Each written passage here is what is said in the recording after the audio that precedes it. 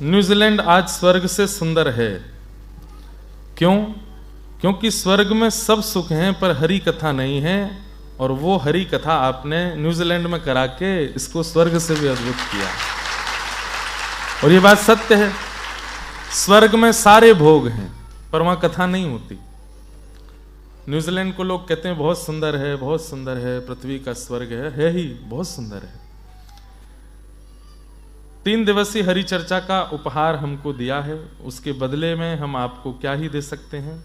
हाँ, आप अपनी तरफ से न्यूजीलैंड की स्वच्छता का संदेश जरूर लेके जाइएगा। आपको लाखों लोग सुनते हैं, देखते हैं, आप उनको संदेश देकर स्वच्छ भारत के साथ जुड़ने का संदेश दें। इसकी शुरुआत हमारे तीर्थ स्थलों से हो। ऊंची अटारी वाली की जय। देखो, भारत की जनसंख्या जिस दिन 53 लाख रह जाएगी, कितनी है? 125 करोड़। कितनी?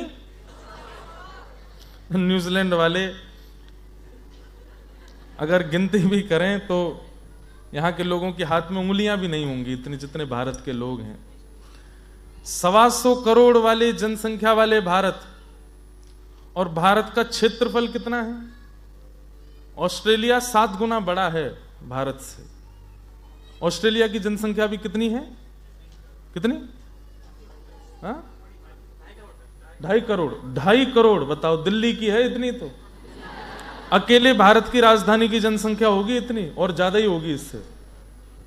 एनसीआर की अगर मिला लें पूरी, एनसीआर में दिल्ली, गुड़गांव, नोएडा ये सब आ जाएं तो मेरे ख्याल से ऑस्ट्रेलिया से ज्यादा जनसंख्या तो केवल राजधानी में। मूल कारण भारत में हमें जो लगता है, आज हम चर्चा भी रोज घूमने जाते हैं तो हम चर्चा करते हैं कि ये सब भारत में संभव क्यों नहीं हो सकता, ये सब भारत में क्यों नहीं हो पा रहा है। सब कुछ है, एक ही बात निकल करके आती है कि सबसे पहली बात कि भारत की जनसंख्या बहुत ज्यादा है और उसमें भी अवेयरनेस नहीं है लोगों में। और जैसे यहाँ के लोगों में नियम पालन करने की एक दृढ़ता है, गाड़ी ऐसे ही चलानी है, यहाँ से ऐसे ही टर्न लेना है, राउंड अबाउट पर पहले गिव अवे देना है। हमारे यहाँ तो इसी बात पर लड़ाई हो जाती, तू पहले कि मैं पहले। तो बहुत सारी चीजें हैं, अवेयरनेस नहीं है, और फिर उसके बाद में जनसंख्या इतनी ज्यादा है, फिर वहां पर आपसी लड़ाइयां इतने गुट बन करके एक दूसरे को बस वो झगड़ा करने में ही लगे रहते हैं, इस वजह से ये सब नहीं हो पा रहा। लेकिन इतनी अव्यवस्थाओं के बाद भी भारत चल रहा है। यहां पर मैं 2-3 साल पहले कनाडा में था, तो कनाडा और बड़ा है, ऑस्ट्रेलिया से भी शायद थोड़ा बहुत बड़ा होगा। सबसे बड़ी कंट्री शायद रशिया और कनाडा ही है। कनाडा में बहुत बड़े बड़ी झीलें हैं। मैंने ऐसा भी सुना है कि एक झील तो इतनी बड़ी है कि आधा उत्तर प्रदेश भी आ सकता है, इतनी बड़ी झील है। ऐसी कई झीलें हैं वहां पर, और आधे से ज्यादा कनाडा बर्फ में ही ढका है, इतना पानी है वहां पर। तो जब मैं गया था 2-3 साल पहले, तो वहां पर अनाउंसमेंट चल रहा था पूरे शहर में, क्या कि इस साल जो वर्षा है वो पहले के समय के अनुसार बहुत कम हुई है, इसलिए आप सबसे प्रार्थना, अपने घरों में ज़्यादा पानी का प्रयोग ना करें, प्लांट्स को थोड़ा ही पानी दें, वेस्ट ना करें, ये ना करें, गाड़ी वॉश ना करें, बाहर ज़्यादा पानी ना फैलाएं। तो जिनके घर में रुका, मैंने कहा ऐसा क्यों? बोले कि इस बार महाराज जी 2-3% कम हुई है बारिश में। 2-3% कम हुई है बस, उतने में तो इतनी अवेयरनेस फैलाई जा रही है कि भाई पानी का दुरुपयोग मत करो, जबकि इतनी बड़ी बड़ी झीलें, इतना पानी है कनाडा के पास में, फिर भी हमारे भारत में ये नहीं हो पाता। और उसका ना होने का कारण जनसंख्या ही लगती है हमको, बहुत ज्यादा भीड़ हो गई है भारत में। दिल्ली एयरपोर्ट उतरते ही महाराज, यहां हम उतरे थे जिस दिन रात में, जब मैं शायद 9:30 बजे हमारी फ्लाइट लैंड हुई, हमारी फ्लाइट के अलावा कोई था ही नहीं वहां पे। और लास्ट इमिग्रेशन मेरा हुआ था। लास्ट इमिग्रेशन करके जब हम लोग गए तो जो इमिग्रेशन ऑफिसर थे वो भी उठ के चले गए 10:30-11 बजे। मैंने कहा ये तो बड़ा अद्भुत है, पूरा सुनसान एयरपोर्ट, कोई भी नहीं था वहां पर। हमारे दिल्ली में जिस दिन हम लैंड करेंगे उस दिन बैगों की हड़ताल होती है वहां पर, इतने फ्लाइट्स एक साथ लैंड करती हैं, सबके लगे जा रहे हैं, ले लेके सबको भागना बाहर। महाराज लेने वाली गाड़ियां आती हैं, उनकी आपस में लड़ाई चल रही है, पों पों हॉर्न बजते रहेंगे इधर उधर, इतनी भीड़ है। तो आपकी ये बात मैं मानूंगा कि यहां से स्वच्छता का संदेश जरूर दूंगा। मैं ऑस्ट्रेलिया में कथा थी, तब भी इस बार भी मैं वहां कह रहा था कि हमारे भारत में पवित्रता का बहुत ध्यान रखा जाता है, स्वच्छता का नहीं रखा जाता है। आपके देशों में स्वच्छता का ध्यान रखा जाता है, पवित्रता का नहीं रखा जाता। यहां पर सुबह 5 बजे काम पर जाना है तो व्यक्ति 4:45 उठता है और ब्रश करके मुंह वॉश करके काम पर चला जाता है। नहाएगा कब? बोले हफ्ते में 3 बार नहाते हैं, बहुत है। हमारे यहां धूल उड़ती नहीं, न्यूजीलैंड में नहाने की क्या जरूरत है? सब लोग ऐसे नहीं होंगे पर अधिकतर ऐसे ही। हमारे भारत में पवित्रता का तो ध्यान रखा जाता है कि हमारा स्नान रोज करना है, रोज नया आटा गूंदना है, रोज नई रोटी बनानी है, रोज कल की बासी सब्जी नहीं खानी है, लेकिन स्वच्छता का ध्यान नहीं रखते। अगर भारत में स्वच्छता आ गई, पवित्रता तो ऑलरेडी है, स्वच्छता भी आ जाए तो भारत क्या हो जाएगा, बस मैं अब आपको क्या ही बताऊं। जैसा भारत का वर्णन रामचरितमानस में है, वाल्मीकि रामायण में है, श्रीमद् भागवत में है, वैसा भारत आपकी कल्पना से परे होगा। लेकिन वैसा बन पाना शायद हम अपनी आंखों के आगे देख पाएंगे कि नहीं पता नहीं, पर बहुत इच्छा होती है कि भारत भी ऐसा हो जाए, भारत में भी ऐसी हरियाली हो, भारत में भी ऐसे समुद्र हो, भारत में भी ऐसे पहाड़ हों। देखते हैं ठाकुर जी की जैसी लीला है, सबई भूमि गोपाल की। एक बात और याद रखिएगा, पृथ्वी पर एक सुई के नोक के बराबर जमीन भी आप ये नहीं कह सकते कि यहां ठाकुर जी के चरण नहीं पड़े होंगे। न्यूजीलैंड भी कभी ना कभी तो आए ही होंगे ठाकुर जी, थोड़े हाथ पैर यहां पे भी घुमा के गए तो होंगे।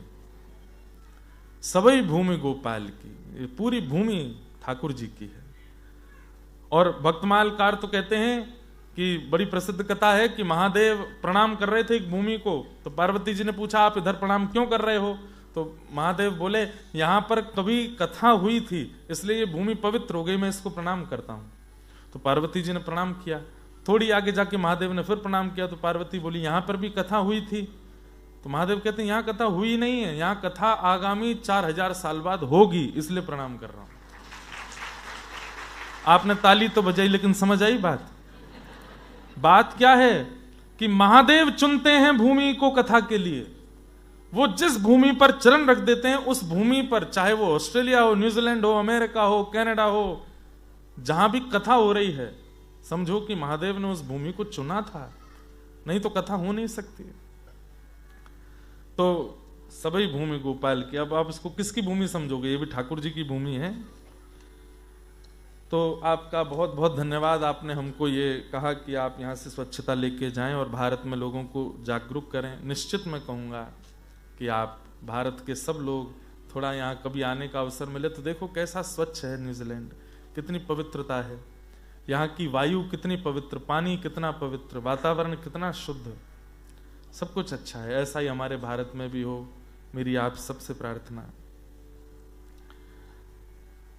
आपके मेरा प्रश्न है कि मैं राधे राधे जपती हूँ और श्री जी से अपना प्रेम बढ़ाना चाहती हूँ, उनके बिना ना रह पाऊँ। यह जीवन जिसमें इतने पाप हुए हैं यूं ही ना चला जाए, लेकिन जितना राधा नाम जपती हूँ उतना ही प्यार मेरा कृष्ण के प्रति बढ़ता है। मैं 3 साल से वृंदावन जाना चाहती हूँ और इंतजार कर रही हूँ राधा रानी कब मुझे बुलाएंगी। राधा रानी के लिए प्रभु आप उपाय बताएं कि बस राधा रानी से मिलना हो जाए। देखो एक बात, हम कॉलेज जाते हैं, स्कूल्स में गए हैं, यूनिवर्सिटीज में जाते हैं, काम पर भी जाते हैं, हम किसको मित्र बनाते हैं? जो मुझे मेरे जैसा लगता है या फिर जिसमें मुझे प्रिय लगने वाले गुण हों, उसको हम अपना मित्र बनाते हैं। श्री हित ध्रुवदास जी कहते हैं किशोरी जी के लक्षण अगर व्यक्ति में आ जाएं, किशोरी जी के जो गुण वैसे तो कभी नहीं आ सकते, लेकिन उनकी एक बिंदु भी यदि आ जाए तो किशोरी जी हमें स्वीकार कर लेंगे। क्या लक्षण है किशोरी जी का? सहज स्वभाव पढ़ो नवल किशोरी जू को। किशोरी जी कैसी हैं? श्री राधा रानी सहज स्वभाव वाली, बहुत सहज हैं। सहज किसको कहते हैं? सरल व्यक्ति को, डाउन टू अर्थ व्यक्ति को, बहुत सहज हैं। क्या कहें, एक व्यक्ति, उसकी पत्नी पधार गई, मर गई, उसका नाम किशोरी था। वो जोर जोर से रो रहा था, अरे किशोरी तू कहां चली गई, अरे किशोरी तू मुझको छोड़ के क्यों चली गई। तो किशोरी जी निकुंज में बैठी बैठी ललिता विशाखा से बोली, ये मुझको कौन रो रो के पुकार रहा है, मैं जाऊंगी। तो ललिता जी बोली, आपको नहीं पुकार रहा है, अपनी पत्नी को पुकार रहा है। तब किशोरी जी बोली, अरे ललिता एक बात बता, कि किशोरी कौन को नाम है? बोले है तो आपका ही नाम, लेकिन उसकी पत्नी मरी है, वो पत्नी को बुला रहा। बोले पत्नी का नाम तो बाद में रखा गया, पर अनादिकाल से किशोरी नाम तो मेरा है ना। वो भले ही अपनी पत्नी का नाम बोल रहा है, पर मेरे मन में बेचैनी हो रही है, मैं इस पर कृपा करके आऊंगी। किशोरी जी प्रकट हो गई। सोचिए, अपनी पत्नी के विरह में रो रहे के सामने किशोरी जी प्रकट हो गई और उसके सिर पर वरदहस्त पधरा करके ब्रज रसिक बना दिया। उनका नाम हुआ किशोरी अली। उन्होंने बहुत सुंदर सुंदर पद गाए। फिर अपनी पत्नी के विरह में रोने वाले पर किशोरी जी कृपा कर देती हैं। सहज स्वभाव, आप सहज स्वभाव वाले हो जाओ, किशोरी जी आपको स्वीकार करेंगे। और क्या क्या स्वभाव है? मृदुता, दयालुता, कृपालुता की राशि है। राशि मतलब जैसे हमारी राशि में राहु है, केतु है, आदि आदि, ना जाने कितने नक्षत्र आदि आदि सब घूमते रहते हैं, गुरु की दशा है। ये किशोरी जी की 3 ही राशि है, मृदुता, दयालुता और कृपालुता। मृदुता मतलब मीठी है, मृदु बोलती हैं, मृदु कहती हैं, मृदु सोचती हैं, मृदु रहती हैं। दयालुता, सब पर दया करती हैं। एक मैं कथा सुनाता हूं कि हमारे व्रज में एक सूरदास और हुए। एक सूरदास तो हुए अष्टसाप के सखा, एक सूरदास वृंदावन में हुए। सूरदास मतलब उनको नेत्रों से दिखता नहीं था, जन्मांध, उनको सूरदास कहते हैं। ठाकुर जी का खूब भजन किया, युगल सरकार का भजन किया, तो ठाकुर जी प्रकट हो गए। प्रकट होकर के बोले, अरे बाबा मैं प्रकट है गया हूं, मांग ले, कहां चाहिए। तो बाबा को दिखता तो था नहीं। तो बाबा बोले, लाला तू अकेलो काहे को आयो, श्री जी को लेके क्यों नहीं आयो। तो ठाकुर जी बोले, दिखाई तो देता नहीं आपको, ये कैसे पता कि श्री जी नहीं आई मेरे साथ। बोले, क्योंकि आपको आए हुए 5 मिनट हो गए और अभी तक भी मैं अंधा हूं। इस बात का प्रमाण है कि श्री जी नहीं आई हैं, क्योंकि श्री जी आती तो आते ही पहले नेत्र प्रदान कर देती मुझको, आते ही मेरे नेत्रों को खोल देती। ठाकुर जी बोले, बड़ी बड़ी बात मत करे करो, सब श्री जी श्री जी श्री जी करते रहे पूरे दिन, अभी बुलाऊं मैं। और सुनो, ये बात केवल मेरे आपके बीच की है, ठीक है? श्री जी को मैं बुला रहा हूं, यदि आते उनने नेत्र नहीं दिए तो बाबा सौगंध खा, जीवन भर फिर मेरो ही भजन करेगा, उनको नहीं करेगा। बाबा बोले, मैं सौगंध खा रहा हूं, आप श्री जी को बुलाओ। सोई ठाकुर जी ने किशोरी जी को स्मरण किया। जैसे ही किशोरी जी प्रकट भई, प्रकट होते ही जैसे ही नेत्र खोल करके सामने देखा, तो ठाकुर जी से बोली, जी बाबा अंधो है। बोले, हम बे। तुरंत उसके नेत्रों पर हाथ रख दिए, नेत्र प्रकट हो गए। अब बोली ठाकुर जी से, काय को बुलाया मुझको, अब बताओ पहले। बाबा मंद मंद मुस्काए, बोले, मैंने कही ना। वो आते ही परिचय बाद में पूछती हैं, कारण बाद में जानती हैं, पहले कृपा करती हैं। संकट हरेंगी करेंगी भली, वृषभानु की लली। तेरो हमारे व्रज का कीर्तन है। करेंगी भली, वृषभानु की लली।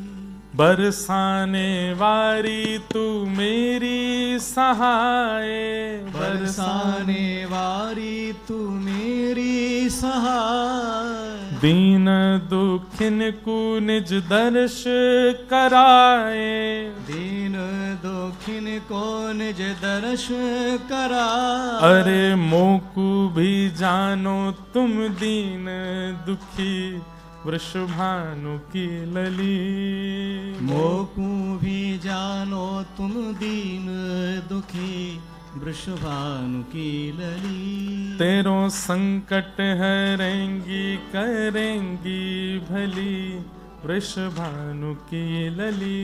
तेरो संकट हरेंगी करेंगी भली, वृषभानु की तो लली। जिनका भाव है कि हमको श्री जी से प्रेम हो जाए, इसके लिए हम क्या करें? श्री जी को जो प्रिय लक्षण लगते हैं वो लाना प्रारंभ करो। दया आनी चाहिए चित्त में, प्रेम आना चाहिए, मृदुता आनी चाहिए।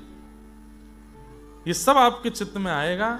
न कहू ना रिस कहीं भूले हूं ना होत सकी। श्री ध्रुवदास जी कह रहे हैं किशोरी जी कैसी हैं? बोले इतना सा भी गुस्सा नहीं आता उनको, और हमारी नाक की फूली रहती है क्रोध में, कैसे मिल जाएंगी किशोरी जी? वो छोटी सी हैं और बड़ी भोली हैं।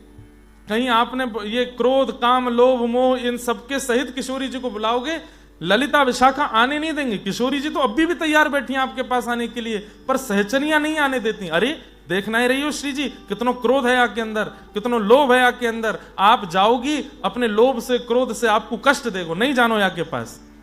इसलिए पहले अपने स्वभाव व्यवहार को मधुर बनाइए, तब किशोरी जी मिलेंगे। और रही बात कि आप किशोरी जी का नाम लेते हैं, ठाकुर जी प्रिय लगते हैं, यही तो है। श्री राधा श्री राधा श्री राधा जितनो गाओगे उतने ठाकुर जी प्रिय लगेंगे, और श्री कृष्ण जितनो गाओगे उतनी श्री जी प्रिय लगेंगी। इसलिए हम आज्ञा देते हुए कई बार कथा में कहते हैं क्या करें? बोले श्री वृंदावन गाओ। श्री जी भी प्रिय होंगी, ठाकुर जी भी प्रिय होंगे, यमुना जी भी प्रिय होंगी, सहचरी भी प्रिय होंगी, संत जन भी प्रिय होंगे, रजरानी भी प्रिय, सब प्रिय हो जाएंगे, क्योंकि वृंदावन में समग्र है। वृंदावन को भजन करो।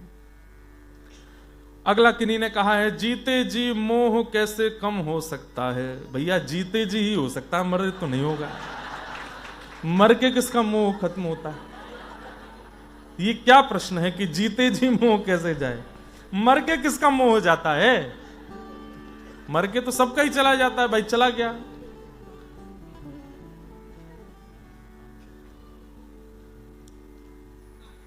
मैं कोई भी कथा में जाती हूं तो मुझे नींद आती है, सिर्फ कथा में ही ज्यादा नींद आती है। और फिर नीचे कुछ गुजराती में लिख दिया है इन्होंने, हूं कथा में नदी छू तो पता नहीं क्या है, अब किसको गुजराती पढ़नी आती? पढ़ो क्या लिखा नीचे, जल्दी आओ। हूं कथा में जाऊं छू तो नींद आऊ, ऐसे करके कुछ लिखा है, देखो।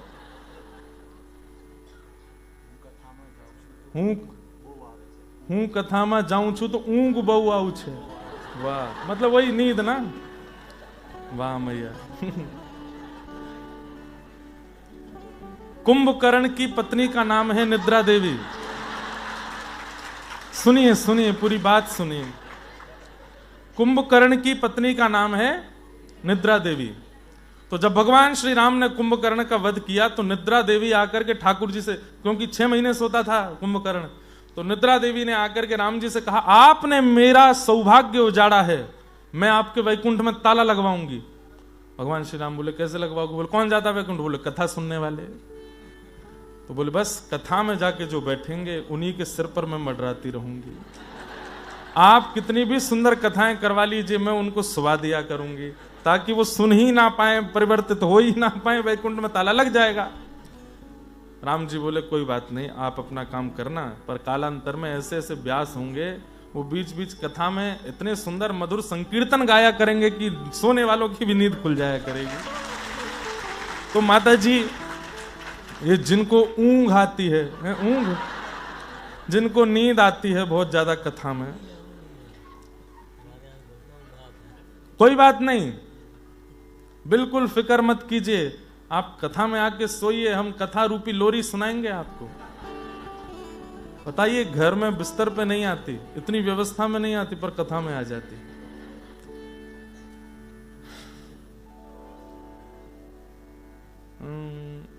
वैष्णव अपराध का निवारण करने का मार्ग बताइए। एक ही है, एक वैष्णव का अपराध यदि आपने किया है तो 100 वैष्णवों से क्षमा मांगो। जैसे मान लीजिए कि मैंने किन्हीं भैया के प्रति अपराध भाव रखा, अरे ये तो ऐसे ही हैं, अब इनका अपराध करते ही मेरे मन में से भजन चला गया, तो अब भजन वापस लाने के लिए मुझे क्या करना पड़ेगा? कम से कम 100 वैष्णवों से, जिनका मैंने अपराध किया भी नहीं, उनसे क्षमा मांगनी पड़ेगी। सब लोग इधर देखो, ध्यान से सुनो कथा। वैष्णव, एक वैष्णव अपराध का प्रायश्चित 100 वैष्णवों से क्षमा मांग करके होता है। अगर आपने 100 वैष्णव अपराध किए तो सोचो कितने हो गए। तो वैष्णव अपराध का एक ही उपाय है, ठाकुर जी को मनाओगे वैष्णव अपराध दूर नहीं होगा। आप किसी वैष्णव का अपराध करके शंकर जी को कितना भी मनाते रहो, अरे भाई राम जी को 100 गालियां देता है रावण, और उसके बाद जाकर रुद्राभिषेक भी करता है। महादेव प्रसन्न हुए उससे? नहीं हुए। हनुमान जी का अपमान करता है और उसके बाद शंकर जी के स्तोत्र गाता है, महादेव प्रसन्न होंगे? नहीं होंगे। ठाकुर जी को मनाने से वैष्णव अपराध दूर नहीं होगा, वैष्णवों को मनाने से वैष्णव अपराध दूर होगा। एक वैष्णव का अपराध 100 वैष्णवों के अपराध से दूर, 100 वैष्णवों को प्रणाम करने से मुक्त होता है।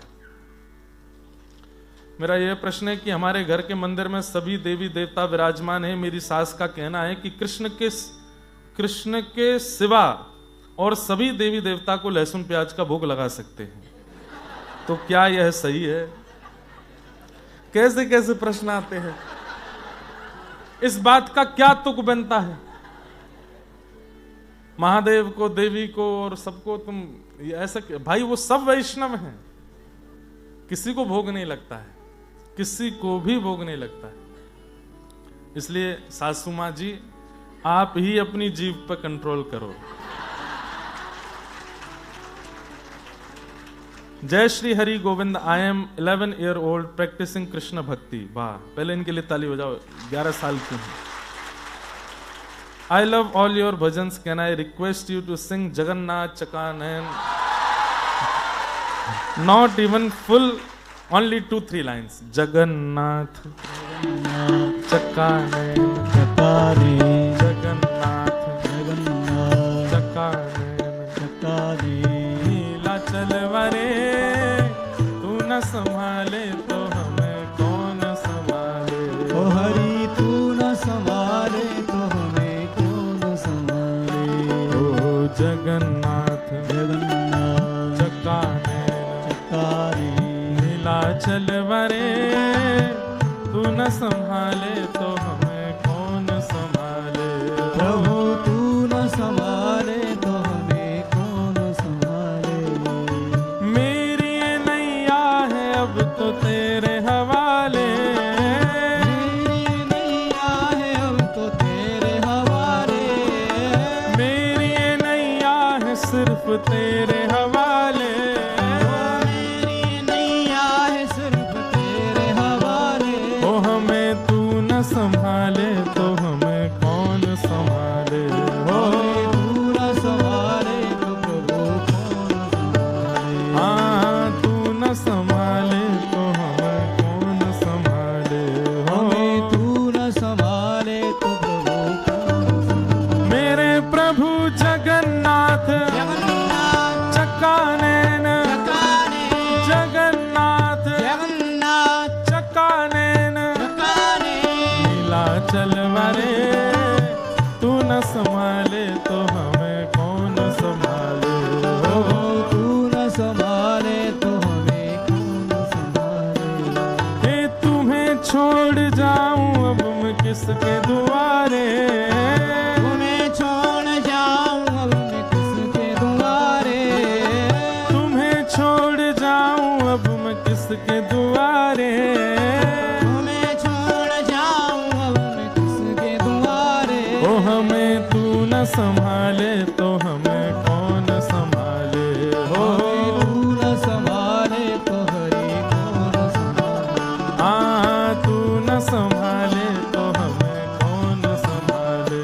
हो तू न संभाले तो प्रभु कौन संभाले। मेरे प्रभु, हमारे प्रभु, जगन्नाथ हे जगत प्रभु, जगन्नाथ सबके प्रभु, जगन्नाथ मेरे प्रभु जगन्नाथ जगन्नाथ चकानैन, चकाने जगन्नाथ जगन्नाथ चकानैन, चकाने नीला चलवरे तू न संभाले तो हमें कौन संभाले। हो तू न संभाले तो हमें कौन संभाले। हे बलभद्र सुभद्रा संग आप विराजे। बलभद्र सुभद्रा संग आप विराजे। हाँ, बलभद्र सुभद्रा संग आप विराजे। बलभद्र सुभद्रा संग आप विराजे। हे जगन्नाथ स्वामी मेरे नैनों के तारे हो। जगन्नाथ स्वामी मेरे नैनों के तारे। हाँ, जगन्नाथ स्वामी मेरे नैनों के तारे।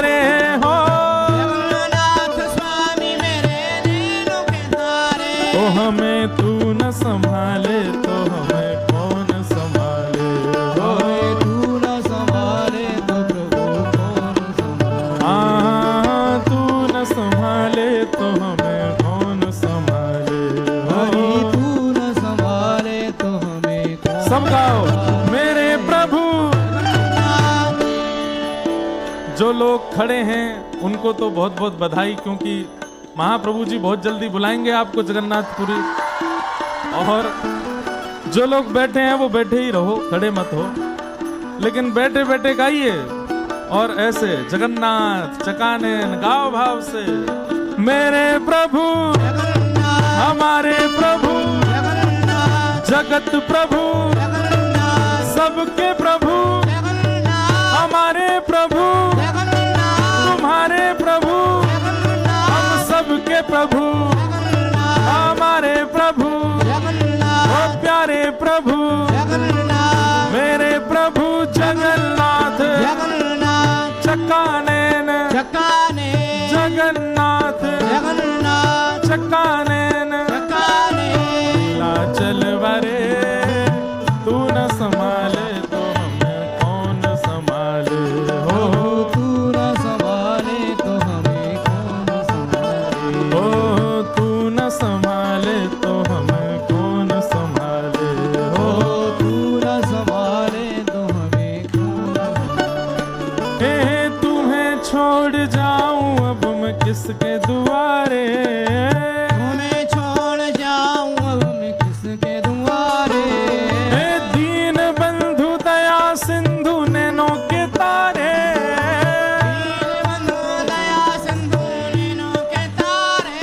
हो दीन बंधु दया सिंधु नैनों के तारे।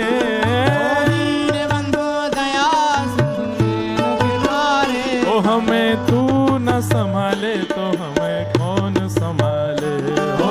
तू न संभाले तो हरि कौन संभाले। हाँ तू न संभाले तो हमें कौन संभाले हो।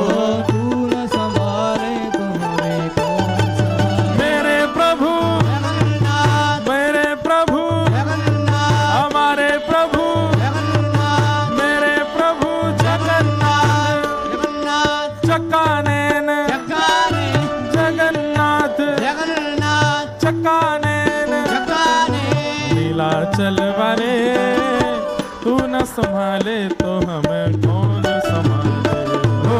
तू न संभाले तो हमें कौन संभाले। हाँ तू न संभाले तो हमें कौन संभाले हो। हरि तू न संभाले तो हमें कौन संभाले। ओ तू न संभाले तो हमें कौन संभाले ओ तू न संभाले। बैठते जाओ, धीरे धीरे बैठते जाओ। हमें तू न संभाले तो हमें कौन संभाले हो। हमें तू न संभाले तो हरि कौन संभाले। हमें तू न संभाले तो हमें कौन संभाले। हमें तू न संभाले तो हमें कौन संभाले। जगन्नाथ जगन्नाथ जगन्नाथ रक्ष मां महाबाहु महाबाहु महाबाहु पाहि मां। श्री जगन्नाथ महाप्रभु की। हम लोग जो 2 श्लोकीय गीता जो कि गोकर्ण जी महाराज अपने पूज्य पिताजी आत्मदेव जी को सुना रहे हैं, उससे लेकर के यहाँ चर्चा कर रहे हैं, जिसमें हमने अभी तक 1 श्लोक 1.5 श्लोक की व्याख्या 2 दिनों में सुनी, जिसमें कुछ आज्ञाएं हुई। मैं पुनः दोहराते हुए उसको पूर्णता की ओर ले चलूं। देहे स्थिमां सरुधिरे भिमतिं त्यजत्वम् जाया सुता दिशु सदा ममतां विमुञ्च पश्यानिशं जगदिदं क्षणभङ्गुनिष्ठं वैराग्य राग रसिको भव भक्ति निष्ठ। दुख देने वाले 2 साधन अहमता और ममता, इन दोनों का त्याग करो। इन दोनों का त्याग करके संसार क्षणभंगुर है ये अनुभूति होने लगेगी। उसके बाद क्या करो? वैराग्य राग रसिको भव भक्ति निष्ठ। वैराग्य की ओर चलो। वैराग्य का मतलब मैंने बताया था, घर छोड़ना वैराग्य नहीं होता। वैराग्य का मतलब सबके बीच में रहते हुए भी उनमें आसक्ति ना होना, उसको वैराग्य कहते हैं। राग रहित उसे वैराग्य। जैसे आपने मुझे माला पहना दी, अब मैं आपकी प्रशंसा पे प्रशंसा किए जा रहा हूं, ये तो बहुत अच्छे हैं, ये तो बहुत ही बढ़िया आदमी है, अब भले ही आप 100 गलत काम करते हैं लेकिन फिर भी मैं यही राग है। किसी व्यक्ति के अत्यंत दोषों को भी भूल करके और केवल उसके गुणों का ही मंडन करते जा रहे हैं हम अपनी आसक्ति के कारण, इसी को राग कहते हैं। लेकिन चाहे आप मुझे माला पहनाएं, चाहे आप मुझे गाली दें, मेरे लिए आप सम हैं, यही वैराग्य है। आपकी माला पहनाने से मेरी बहुत प्रशंसा करने से मैं प्रसन्न नहीं होता और आपकी गाली देने से मैं विचलित नहीं होता, इसी को वैराग्य कहते हैं। समझ में आई बात? ये पूरे संसार में हम आप सब जो गृहस्थी बैठे हैं ना, हम इसी में ही तो जीते हैं। ये अच्छा है, ये बुरा है, ये ऐसा है, ये वैसा है, ये एक है, ये दो है, ये मोटा है, ये पतला है, ये छोटा है, ये बड़ा है। लेकिन जब एक दृष्टि हो जाती है, कोई भी गलत नहीं है और कोई भी अच्छा नहीं है, सब समान है, इसी को वैराग्य दृष्टि कहते हैं। और भक्ति के पथ पर यह वैराग्य दृष्टि उत्पन्न होना विशेष बात होती है। हम कथा करते हैं, हजारों लोग हमसे जुड़ते हैं। अब एक व्यक्ति जुड़ता है, दूसरा व्यक्ति बाद में उसके बाद आके हमसे उसके बारे में, अरे महाराज जी वो व्यक्ति जो आपसे मिलने आया तो वो ऐसा है, वो ऐसा करता है, आपको उसके बारे में अभी पता क्या है? हमसे पूछिए, हमसे पूरे नगर जानता है उसके बारे में। तो क्या उसके अवगुणों को जान करके मैं गुणवान से ही मिलूं? भगवान बुद्ध हमें सिखाते हैं। भगवान बुद्ध को किसी ने कहा कि महाराज वो व्यक्ति तो आपको 100 गालियां देता है, उसके पास क्यों जा रहे हो? भगवान बुद्ध कहते हैं तो फिर हम काय बात के आध्यात्मिक व्यक्ति? केवल साफ सुथरी जगह को साफ करना नहीं है, गंदी स्थान को साफ करना, तब माना जाएगा कि हम आध्यात्मिक व्यक्ति। सबको साफ करना भाई। संसार में गलत कोई नहीं होता, बस उसको किसी ने सिखाया नहीं, उसको किसी ने बताया नहीं, उसको सही समय पर समझाया नहीं, उसको किसी ने रोका टोका नहीं। कभी ये मत सोचा कीजिए कि ये आदमी गलत है, ये सोचा कीजिए ऐसा क्या हुआ कि ये गलत हुआ, ऐसा इसके जीवन में क्या हुआ कि ये इस स्थिति में आ गया। उस स्थिति को कोई नहीं जानना चाहता।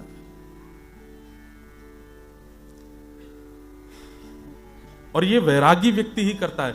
ऐसा वैराग्य यदि हो तो पैंट शर्ट पहनने वाला भी वैरागी है, और ऐसा वैराग्य नहीं है तो भगवा पहनने वाले भी वैरागी नहीं है। भगवा पहनने वाले भी अगर ये सोच रहे हैं कि ये आते हैं हमको लाख दक्षिणा देते हैं, ये अच्छे, और ये आते हैं ये हमको कुछ नहीं देते, ये अच्छे नहीं है, तो वो काय बात के वैरागी? वैरागी तो सबके लिए समान रहते हैं, सबके लिए एक रस रहते हैं। बादशाह अकबर वृंदावन गया और वृंदावन में विराजमान अनन्य निप्रति स्वामी श्री हरदास जी महाराज, जिन्होंने श्री वृंदावन बिहारी लाल को प्रकट किया। वृंदावन कितने लोग गए आप में से? हाथ ऊपर करो, अब नीचे करो। कितने नहीं गए वो बताओ? आज तक नहीं गए आप लोग? आज तक नहीं गए? चलो हम एक बात कहते हैं, वृंदावन जाने वाले को 3 संकेत मिलते हैं। सबसे पहला, स्वप्न में व्रज का अनुभव हो जाएगा। या तो यमुना जी दिख जाएं, या ठाकुर जी दिख जाएं, या कोई ब्रजवासी दिख जाए, गिरिराज जी दिख जाएं, राधा रमन राधा वल्लभ लाल जी का स्वप्न में दर्शन, स्वप्न में व्रज आ जाए तो पहला संकेत। दूसरा संकेत, व्रज से कोई आपके लिए प्रसाद लेके आ जाए, बिहारी जी का, राधा रमन जी का, तटिया स्थान का, गिरिराज जी का, कोई प्रसाद आपके घर ले आवे। और तीसरा संकेत, व्रज का ब्रजवासी आपके नगर में आ जाए। तो समझो अब बहुत जल्दी आप वृंदावन पहुंचने वाले हो। और ये 3 संकेत मिलने के बाद में आपको बिना सोच विचारे टिकट निकाल लेनी ही चाहिए। हाँ, उसके बाद में आप लोगों को जाना ही चाहिए। इसका मतलब है कि व्रज आपको स्मरण कर रहा है, आपको पहुंचना चाहिए। दोनों चीज हो सकती हैं कि आप या तो किसी कारण से पहुंच जाओगे और नहीं पहुंच पाए हो, तो अब काम धंधा तो जीवन भर करना है, डॉलर तो जीवन भर छापने हैं। अब आ ही गए हैं ऑकलैंड में ब्रजवासी, तो निकाल ही लो, 1-2 महीना बाद की टिकट, पहुंच जाओ। और जो होगा सो देखा जाएगा। काम है, ये है, वो है, बीमारी है, हारी है, घर का ये टेंशन है, अरे सब देखा जाएगा। हम लोग क्या करते हैं, सब व्यवस्थित होगा तब ठाकुर जी के पास जाएंगे ना, अब व्यवस्थित होते हुए ठाकुर जी के पास जाओ, ठाकुर जी कहना आप संभाल लेना, हम तो आ रहे हैं, आप देख लेना, और देखना वो संभाल भी लेंगे। तो वृंदावन में श्री बिहारी जी, कुंज बिहारी लाल, उनको जिन्होंने प्रकट किया, ऐसे स्वामी श्री हरदास जी महाराज बैठे थे। तो कथा तो बहुत बड़ी है, पूरी नहीं सुनाऊंगा, पर अकबर के यहां पर बहुत अच्छा गाते थे बीरबल, और तानसेन भी बहुत अच्छा गाते थे। तानसेन जो थे वो स्वामी श्री हरदास जी के शिष्य। तानसेन इतना अच्छा गाता था कि एक दिन अकबर ने कहा कि तुमसे बढ़िया गवैया शायद पूरे भारत में नहीं होगा। तो तानसेन ने एक बिंदु जल हाथ में लिया और एक बूंद जब गिरी तो बोला मेरा गायन ये बिंदु के समान है और मेरे गुरुदेव स्वामी श्री हरदास जी का गायन इस सरोवर के समान है। आपने अभी सुना नहीं है उनको। तो अकबर बोला अच्छा, निमंत्रण भिजवाओ, हम सुनने के लिए तैयार हैं, हम सुनने के रिजवार हैं, उनको बुलाएंगे, अपने अपने दरबार में गवाएंगे। तानसेन बोला महाराज हमारे गुरुदेव जो है ना वो आप जैसे राजाओं के दरबार में नहीं गाते, आप जैसे क्या किसी राजा के दरबार में नहीं गाते, वो तो महाराजा के दरबार में गाते हैं, ठाकुर जी को रिझाने के लिए गाते हैं और किसी के लिए उनका स्वर प्रकट नहीं होता।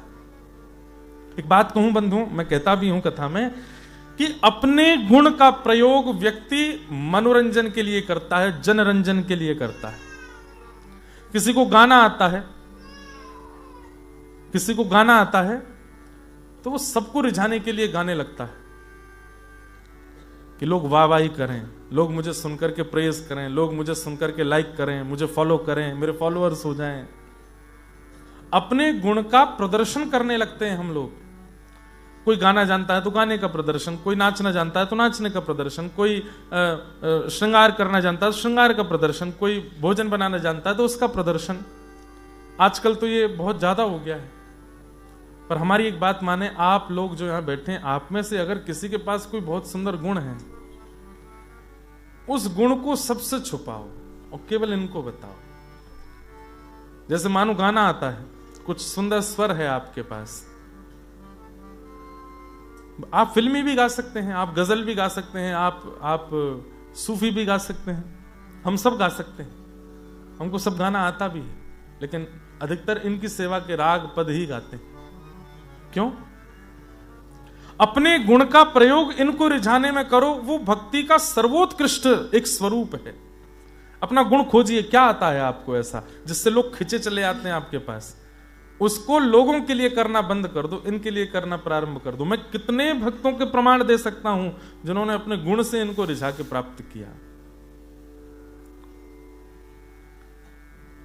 कृष्णदास नाम के एक सखा थे श्रीनाथ जी के, इसी कलिकाल में आगरा गए थे सब्जी मंडी में कुछ सब्जियां लेने के लिए, तभी बहुत सुंदर स्वर सुनाई दिया। तो कृष्णदास जी का ऐसा स्वरूप था, वो कुछ भी अच्छा देखते थे तो उनको लगता था हमारे ठाकुर जी को ये वस्तु मिले। जैसे हम लोग मॉल जाते हैं शॉपिंग करने तो वस्तु देख करके सोचते हैं ये घर के उस कोने में रखी जाएगी कितनी बढ़िया लगेगी, ये वाला कपड़ा मैं पहनूंगा कितना बढ़िया लगेगा, ये वाली ज्वेलरी हमारी माता जी पहने कितनी अच्छी लगेगी, ये वाला चश्मा हमारे पतिदेव पहने, ये वाला बैग हमारे बच्चे रखें, सबके लिए सोचते हैं। पर कई वैष्णव भक्त ऐसे होते हैं, वो हर वस्तु में यही सोचते हैं कि ये हमारे ठाकुर जी के लिए कितनी बढ़िया होगी। ये अब जैसे हम न्यूजीलैंड में आज घूमने गए थे तो कई सारे पहाड़ पर्वत और वहां की स्थिति देख करके ऐसा लग रहा था कि हनुमान जी, मैं तपस्या करके हनुमान जी को प्रकट कर लूं, हनुमान जी के वरदान मांगो तो मैं कह दूं जैसे संजीवनी उखाड़ के ले गए थे लंका, ऐसे ये क्षेत्र उखाड़ के ले चलो वृंदावन। और वहां क्या होगा, मैं ठाकुर जी गैया चराया करेंगे यहाँ पे, गाय चराने जाया करें नंद बाबा। अच्छा, वृंदावन ऐसा ही था, वृंदावन और बहुत सुंदर था वृंदावन। इससे भी ज्यादा सोचिए, त्रिलोकीनाथ भगवान, ये क्वींस टाउन भी भगवान ने ही बनाया है, न्यूजीलैंड भी भगवान ने ही बनाया है, इस पूरी संसार की रचना उस परमात्मा ने की है। वो परमात्मा व्रज जाके कहता है कि मैं व्रज को छोड़ के नहीं जा सकता। सोचो वृंदावन कितना सुंदर है। तो कृष्णदास जी आगरा गए, आगरा में एक बहुत सुंदर स्वर सुनाई दिया तो सोचने लगे, आहा कितना मीठा कोई गा रहा है, हे नाथ मैं इस गायन करने वाले को उठा करके आपके पास ले चलूं गिरिराज जी, ताकि आपकी राग सेवा हो सके। उस स्वर सुनते सुनते सुनते सुनते सुनते जब एक गली मोहल्ले में भीतर पहुंचे तो क्या देखा, एक नगर वैश्या गा रही थी और चारों तरफ उसके दीवाने बैठे थे, नाच रही थी, गा रही थी। कृष्णदास जी ने उसकी ओर देखा और मन में सोचने लगे, इतना अच्छा कंठ, इतना अच्छा रूप, इतना अच्छा नृत्य, लेकिन देखो इन संसारी जीवों को रिझाने में लगी है। अगर ठाकुर जी को रिझाने के लिए चल दे तो इसको नाथ मिल जाएंगे। कृष्णदास जी खड़े हो गए तो कृष्णदास जी ने देखा जैसे ही कोई 10 रुपया उसके ऊपर चढ़ाता उस वैश्या के ऊपर तो वो उसकी ओर देखने लगती, कोई 50 चढ़ाता तो उसके बगल में जाके बैठ जाती, कोई और देता तो और आनंदित हो जाती। कृष्णदास जी ने मन में विचार किया, इसको ठाकुर जी की सेवा में ले चलना है, तो जेब में जितने रुपए रखे थे सब दे दिए। बोली इतना रुपया तो मुझे कभी किसने नहीं दिया, कौन हो भैया? बोले कौन हूं ये तो बाद में परिचय दूंगा, लेकिन मैं तुमसे कहना चाहता हूं मैं तो सेवक हूं, मेरे सेठ जी बैठे हैं। कहां?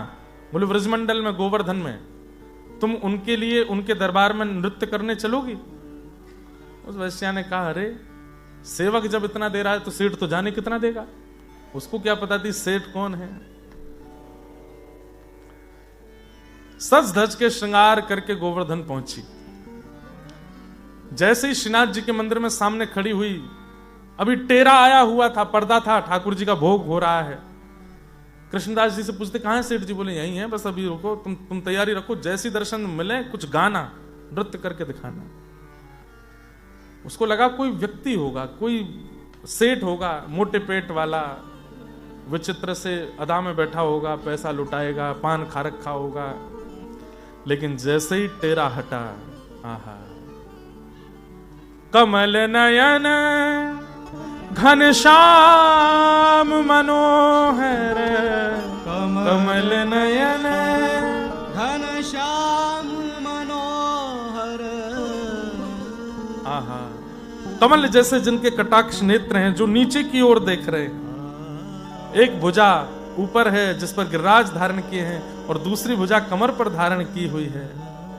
ऐसी सुंदर श्री ठाकुर जी की गिरधर छवि देख करके वो उसने स्वप्न में भी नहीं सोचा था कि कभी ठाकुर जी के सामने खड़ी होकर गाएगी।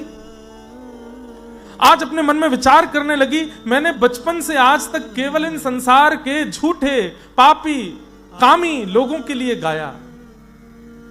मेरा ऐसा कौन सा सद्भाग्य था कि मुझे बहला फुसला करके ठाकुर जी के सामने खड़ा कर दिया। उसे अपने ऊपर संशय होने लगा, मैं इस योग्य हूं कि मैं ठाकुर जी की सेवा करूं। टूट सी गई मानो, नेत्रों से अश्रु गिरने लगे। कृष्णदास जी की ओर देख के बस हाथ जोड़ने लगी, कांपने लगी। बोले कि आपने जो कृपा की है मैं उसका वर्णन नहीं कर सकती, लेकिन मैं इनको गा करके नहीं सुनाऊंगी कुछ। क्यों? क्योंकि मेरा गायन और मेरे समस्त गुण वो सब झूठे हो चुके हैं, संसार के प्रयोग में आ चुके हैं। मेरे गायन पर संसारी लोग वाह कर चुके हैं, मेरे नृत्य पर संसारी लोग धन लुटा चुके हैं। अब वो सब झूठा हो चुका है, अपवित्र हो चुका है, वो कैसे दूंगी मैं इनको। कृष्णदास जी बोले, अरे तू कहती है गायन झूठा हो गया, नृत्य झूठा हो गया, ये बता तुझे स्वर किसने दिया?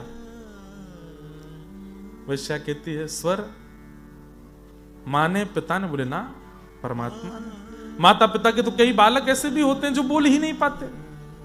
ये स्वर यही तो देते हैं, ये रूप यही तो देते हैं, ये नृत्य की परिस्थिति या जो भी गुण लक्षण हमारे अंदर है वो कौन देता है? यही तो देते हैं। इनके द्वारा दी गई वस्तु का प्रयोग हम कहीं और कर रहे थे, वो झूठी कैसी हो सकती है? वो तो इन्हीं की है।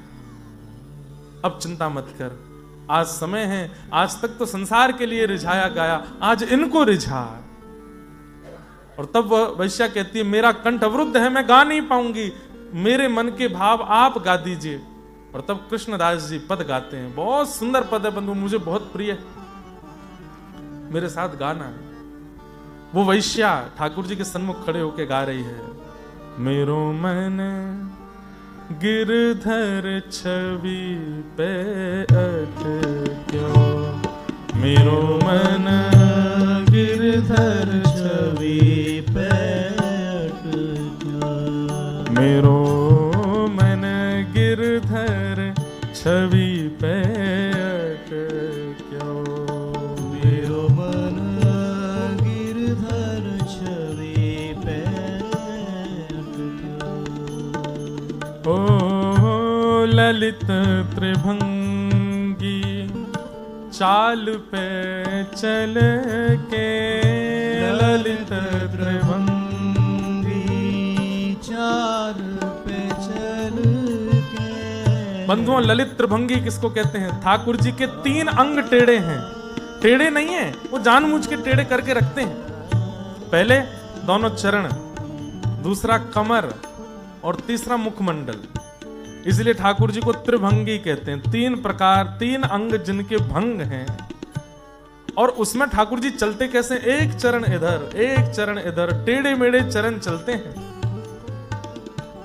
ऐसी अदा ठाकुर जी की। आहा, ललित गति विलास बल गुहास, प्रणय निरीक्षण कल्पितो रुमान, कृतमनुकृतवत्य उन्मदान्धा, प्रकृति मगन के लयस्य गोपवध्व। भीष्म पितामह कहते हैं, आपकी वो टेढ़ी मेढ़ी चाल कोई देख ले महाराज निहाल हो जाता है।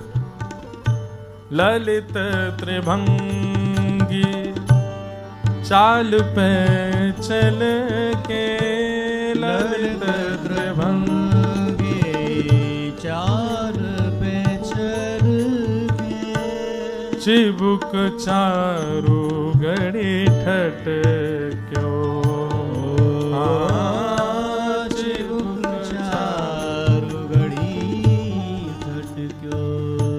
मेरो मन गिरधर छवि पे अटक्यो, मेरो मन गिरधर छवि पे अटक्यो। सजल श्याम घन वरण लीन है, सजल श्याम घन वरण नील है। समझाऊं थोड़ा सा। कह रहे हैं श्याम सुंदर जिसका वर्ण कर लेते हैं, जिसको स्वीकार कर लेते हैं, उसकी स्थिति क्या होती है? फिर चित अनत न भटक्यो, फिर चित अनत न भटक्यो। कृष्ण दास किए प्राण न्योछावर, कृष्ण दास के प्राण न्योछावर। यह तन जग सरपट क्यों, यह तन जग सरपट क्यों। मेरो मन गिरधर छवि पे अटक्यो, मेरो मन गिरधर छवि पे अटक्यो। ओ मेरो मन गिरधर छवि पे अटक्यो, मेरो मन गिरधर छवि पे अटक्यो। सजल श्याम घन वरण लीन है, फिर चित अनत न भटक्यो। न्यूजीलैंड में रहने के बाद भी, ऑस्ट्रेलिया जैसे देशों में रहने के बाद भी, अगर किसी का मन यहाँ की दुनियादारी में नहीं लगता है, यहाँ के बहुत आकर्षण में नहीं लगता है, यहाँ रहकर के भी वृंदावन की स्मृति चलती ही रहती है, तो यही मानिए कि ठाकुर जी ने उसको पकड़ लिया है। सजल श्याम घन वरण लीन है, फिर चित अनत न भटक्यो। उसका मन और कहीं भटक नहीं सकता फिर। और जो ठाकुर जी के पास भी जाता है, कथा भी सुनता है, वृंदावन भी जाता रहता है, गुरुदेव के पास भी जाता है, लेकिन फिर भी भटक रहा है, उसको सब अच्छा लग रहा है।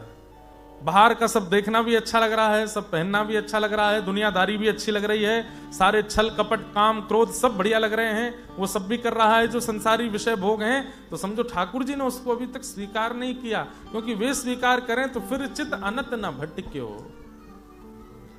आज वो वैश्या ठाकुर जी को देख रही है और मन में विचार कर रही है कि नाथ ये तन तो बहुत अपवित्र हो गया है, आप मुझे स्वीकार कैसे करोगे। इतने में ही उस वैश्या के प्राण निकल गए और उसकी दिव्य आत्मा श्री ठाकुर जी में विलीन हो गई। मानो ठाकुर जी ने कहा देह अपवित्र हो सकता है पर चैतन्य चित्त की जो आत्मा है वो अपवित्र नहीं, मैं उसे स्वीकार करूंगा। कृष्ण दास किए प्राण न्योछावर, यह तन जग सिर पटक्यो, मेरो मन गिरधर छवि पे अटक्यो। अभी अटके नहीं है हम।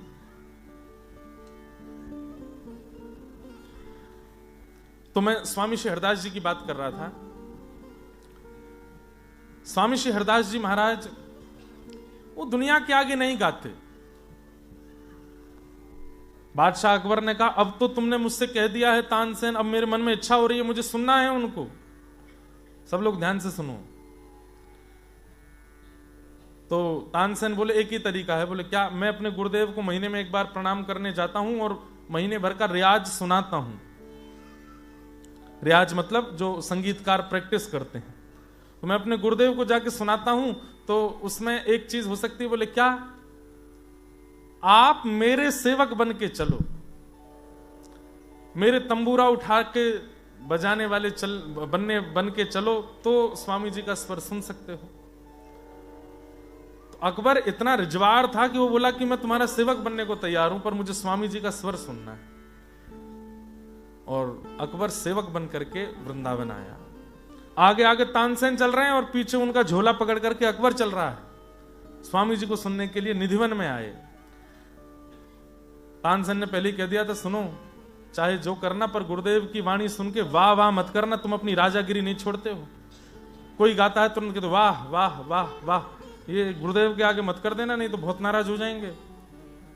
कितना नाराज हो सकते हैं? बोले मृत्यु दंड भी दे सकते हैं। मैं बादशाह हिंदुस्तान, अरे ये बात मत बोला करो, अभी तुम मेरे चेला बन के चल रहे हो, वाह वाह मत करना। तो ठीक है। स्वामी जी के सन्मुख जैसे ही पहुंचे तो स्वामी जी ने तानसेन को देख के कहा तानसेन आओ, बिहारी जी विराज रहे। निधिवन में बिहारी जी विराजते थे।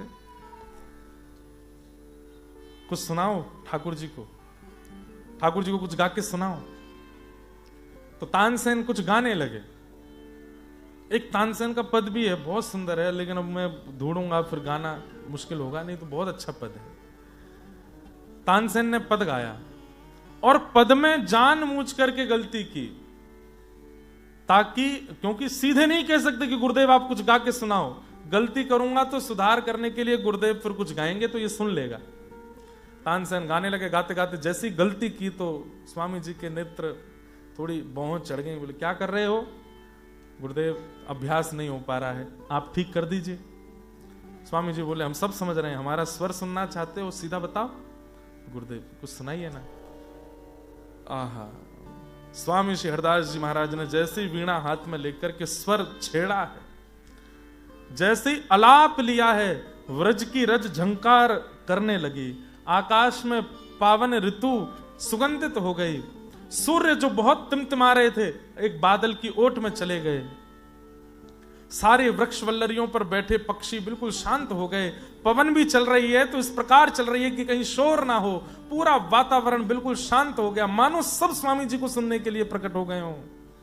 और जैसे स्वामी जी ने गाया, आहा, पूरा शरीर रोंगटे खड़े हो गए तानसेन के और बादशाह अकबर के। नेत्रों से अश्रु गिरने लगा। केवल अलाप गाया है, अभी कुछ गाया भी नहीं, अलाप कर रहे हैं। उस अलाप से ही ऐसी स्थिति हो गई। नेत्र बंद हो गए, मंत्रमुग्ध हो गया अकबर। ऐसा स्वर सुना ही नहीं था उसने, और मुख से निकला वाह वाह वाह वाह। स्वामी श्री हरदास ने तुरंत नेत्र खोले। कौन है ये? तानसेन बोला मेरा चेला है ना। इसके वाह बोलने में जितना गंभीरता मुझे लगी उससे पता चलता है कि ये कोई बादशाह है। कौन है? अकबर खड़ा हो गया। बोले कि अब सब पता ही चल गया है, अब क्या छुपाना। बादशाह हिंदुस्तान अकबर हूं मैं। आपकी बहुत प्रशंसा करता है तानसेन, पर इसने कहा था कि आप ऐसे नहीं सुनाएंगे तो मैं सेवक बन के आपको सुनने के लिए आया था। बहुत प्रसन्न हो गया हूं। कितना कितना कितना खूबसूरत गाते हैं आप, और ना जाने क्या क्या। संतों को अपनी प्रशंसा सुनना अच्छा नहीं लगता। स्वामी शेरदास जी तानसेन से बोले बहुत देर हो गई, घिघिया रहा है, इसको ले जाओ यहां से। तानसेन बोले कि आप चलो, गुरुदेव नाराज हो रहे हैं। बोले कि मैं जाऊंगा लेकिन ऐसे नहीं जाऊंगा, कल को बात पता चलेगी मैं वृंदावन आया, स्वामी जी का स्वर सुन के कुछ दिया नहीं मैंने, दुनिया के लोग क्या कहेंगे, कुछ तो दूंगा मैं, आप बताइए मैं क्या दूं आपको। स्वामी जी बोले हमको कुछ नहीं चाहिए, बस एक चीज दे दो। बोले क्या? अपना रूप मत दिखाना आज के बाद, चले जाओ। बोले नहीं नहीं नहीं, कुछ तो मांगना पड़ेगा, आप कुछ तो दीजिए। तो बोले काम करो, वृंदावन में यमुना जी का केसी घाट है, उसकी सिड्डी का एक कोना टूट गया है, बनवा दो, जाओ। तानसेन की ओर देख के बादशाह अकबर बोला इसमें मुझे अपना अपमान लग रहा है, एक सिड्डी का कोना बनवाऊंगा मैं।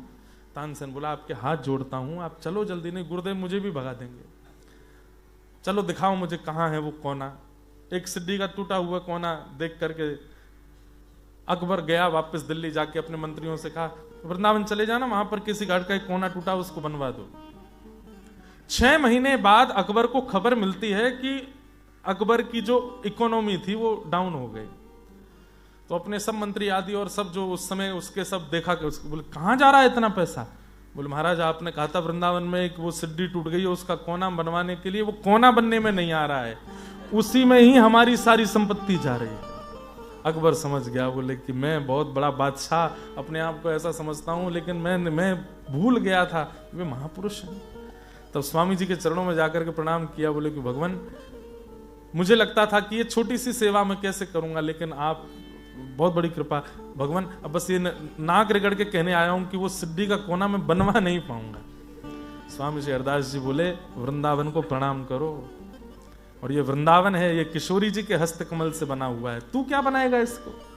यहां आकर के अभिमान मत करना आज के बाद, और बस एक ही हमारी आज्ञा मानो, क्या वृंदावन के बानर और संतों को कोई दिक्कत ना हो, इसकी पूरी पहरेदारी तुम करवाओ। तो बादशाह अकबर ने स्वामी शेरदास जी का चित्र बनवाया और ले जाकर के अपने जहां वो नमाज करता था वहां रखा, रोज दर्शन करता था स्वामी शेरदास जी का। ऐसे महापुरुष, तो इसे कहते हैं वैराग्य, राग रहित। इतना बड़ा राजा सामने आ गया, लेकिन फिर भी चित्त में कोई हमारे सामने कोई छोटा मोटा नेता भी आ जाए तो हम लोग अपने आप को कोई आदमी का आदमी नहीं समझते। वैराग्य मतलब जिसके लिए सब समान है, चाहे वो श्रेष्ठ हो चाहे वो सामान्य हो, उसको वैराग्य कहते हैं। धर्मं भजस्व सततं त्यज लोक धर्मान्, सेवस्य साधु पुरुषां जहि काम तृष्णाम्, अन्यस्य दोष गुण चिंतन माशु मुक्त्वा, सेवा कथा रस महो नितराम पिबत्वम्। बहुत ध्यान से सुने, फिर मैं इस विषय को विश्राम दूंगा। धर्मम भजस्व, कल हमने कहा था कि धर्म को भजो, लोक धर्म का त्याग करो। सेवस्य साधु पुरुषाम जहि काम तृष्णाम, साधु पुरुष महत पुरुष वैष्णव जनों की काम रहित होकर के सेवा करो, किसी कामना से नहीं। इनकी सेवा करें तो हमारा ये काम बन जाए, ये काम हो जाए, ऐसे सेवा नहीं करनी चाहिए। और सबसे बड़ी बात, अन्यस्य दोष गुण चिंतन माशु मुक्त्वा, दूसरों में दोष और गुण देखना बंद करो। भक्ति में ये बहुत बड़ी बाधा है, हम दूसरे में दोष गुण देखने लगते हैं। अच्छा, फिर इसमें एक बात और आती है, वो भी तो देखते हैं हम में, तो टिट फॉर टेट चल रहा है क्या, वो देख रहे हैं तो तुम भी देखोगे। अरे उनको देखने दो भाई। रावण को राम जी कभी अच्छे लगे ही नहीं, पर राम जी के अंदर की उदारता देखो। युद्ध करने से पहले हनुमान जी को भेजते हैं, युद्ध करने से पहले अंगद को भेजते हैं कि एक बार देख लो, बातों से मान जाए तो। ये राम जी की उदारता है कि वो अभी भी रावण से युद्ध नहीं चाहते, और जब अंत में नहीं मानता है तब युद्ध करते हैं। हम लोग युद्ध का युद्ध से ही उत्तर देना चाहते हैं अपने सामान्य संसार के व्यवहार में। वैष्णव का ऐसा स्वरूप नहीं, वैष्णव युद्ध नहीं करता, वैष्णव लेट गो करता है। जाओ ठीक है, तुम्हारा मुंह तुमने बोल दिया, हमको कोई दिक्कत नहीं, हम अपने राजी रमता जोगी। अन्यस्य दोष गुण चिंतन माश मुक्त्वा, दूसरों में दोष गुण देखना बंद करो। और गुण तो चलो अब छोड़ो, दोष ज्यादा दिखते हैं हमको।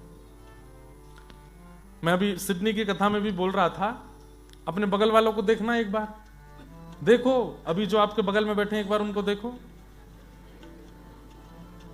सब लोग देखो, आप तो यहीं देखो। हाँ देखो, अगल बगल वालों को देखो, और अगल बगल वालों को देख करके अब आपसे कहा जाए कि अपने बगल, जैसे स्कूल में बोलते थे ना कि राइट एन ऐसे ऑन महात्मा गांधी, तो ऐसे लिखते थे हम लोग, निबंध लिखो। तो ऐसे ही अगर आपसे कहा जाए कि अपने बगल वाले के गुण बताओ, तो आपकी कलम 2-4 बात लिखने के बाद बोले और तो कुछ दिख ही नहीं रहा। लेकिन आपसे कहा जाए कि अपने बगल वाले को देखो और इसके अवगुण लिखो, तो 5 मिनट बाद आप कहोगे एक्स्ट्रा सीट मिलेगी, ये तो भर गई पूरी। और ये बिल्कुल वास्तविकता है, हमको अवगुण बहुत जल्दी दिखता है, बहुत जल्दी। 3 दिन के न्यूजीलैंड के कथा सत्र में मुझ में भी अवगुण बहुत देख लिए होंगे कई लोगों ने। 3 घंटा, 2 घंटा, 2.5 घंटा, 1.5 घंटा, जितना भी हमने जो भी सुनाया उस पर ध्यान थोड़ा कम ही गया होगा। ऐसे बैठते हैं, ऐसे बोलते हैं, बार बार अपने बाल छेड़ते रहते हैं, ऐसे करते हैं, अवगुण बहुत जल्दी देख लेते हैं हम लोग। ब्याह के लिए कन्या को देखने पूरा परिवार जाता है, और जब माताजी, पिताजी और जो लोग भी देखने जाते हैं वो जब लौट के आते हैं तो गाड़ी में बैठते ही चर्चा शुरू होती, कैसी थी लड़की?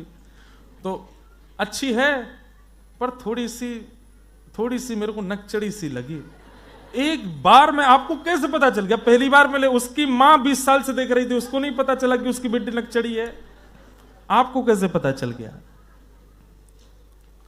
और सब तो ठीक है, मुझे थोड़ा सा उसकी भाषा शैली से लग रहा था थोड़ी सी तेज है।